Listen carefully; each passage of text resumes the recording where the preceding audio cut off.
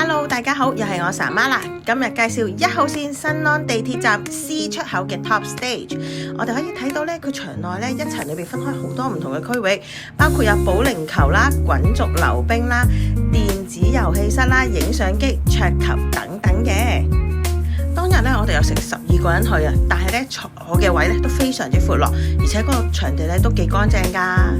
咁呢度咧就係我頭先所講嘅滾軸溜冰啦、保齡球同貼紙相機嘅其中一部分。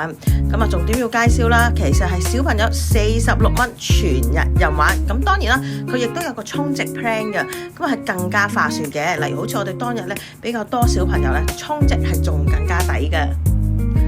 咁咧而家帶大家睇保齡球場啦。咁啊，當日呢度咧係有4條 link 俾大家玩嘅。另外嗰邊咧就有其他嘅電子遊戲玩嘅，你即係桌球。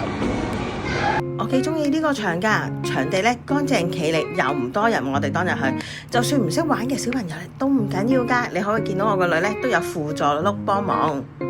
Top Stage 咧自己都有一個飲品部嘅，大家都可以喺嗰度買噶。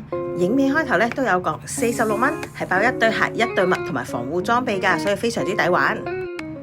另外咧，佢同層有一個動感跳躍格仔，可以睇下我哋小朋友玩，好刺激噶。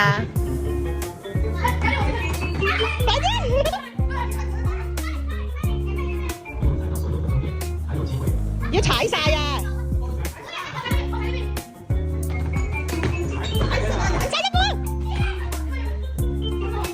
另外一邊房呢係桌球派對，佢有分單人、雙人同埋4人票嘅。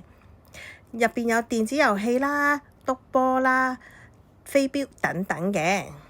呢個係 lift 啊，影咗俾大家睇啊！另外就係詳細嘅地址，當日有關注佢哋呢，就會送個 token 俾你哋掉彩虹嘅。